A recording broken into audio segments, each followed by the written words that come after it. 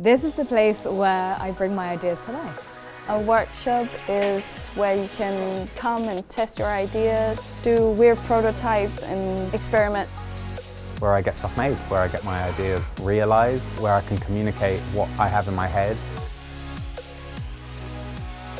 In the workshop, there's all you need to rapidly prototype. A lot of technicians that help with all the machines and teach you new things and experiment with new materials. So you can just explore every area that you feel like going into. I think that's what got me excited. Through making, imagination can be made. Get so much pleasure out of coming and physically making what is in your head.